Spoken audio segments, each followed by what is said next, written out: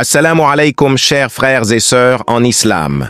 Un vendredi matin paisible, dans une mosquée en France, une maison d'Allah où les cœurs trouvent la paix, un acte indicible s'est produit. Une mosquée, lieu destiné à l'adoration d'Allah, est devenu le théâtre d'un crime haineux.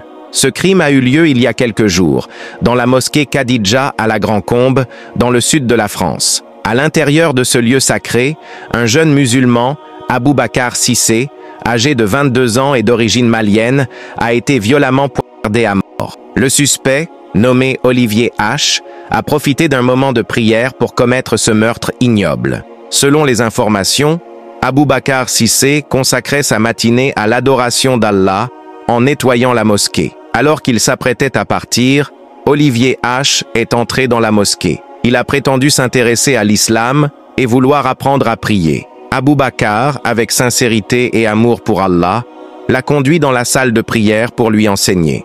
Mais alors qu'Abou Bakar était en position de soujoud, dans l'acte de soumission la plus totale à Allah, Olivier a saisi cette occasion pour commettre l'irréparable. Rempli de haine, il a poignardé Abou Bakar plus de 40 fois, tout en proférant des insultes contre Allah et l'islam.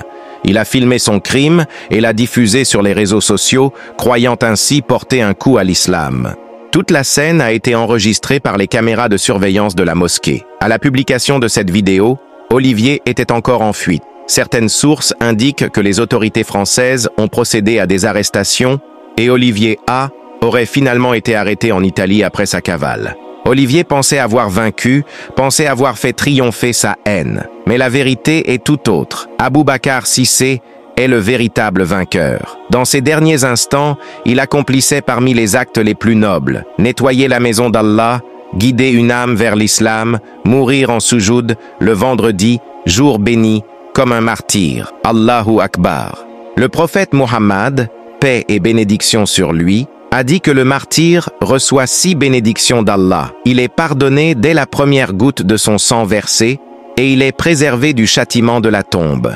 Quant à Olivier, même dans la maison d'Allah, son cœur est resté noirci par la haine. Il n'a même pas été capable de faire un faux soujoud. Il a trahi sa propre humanité et rencontrera Allah avec un cœur malade. Subhanallah.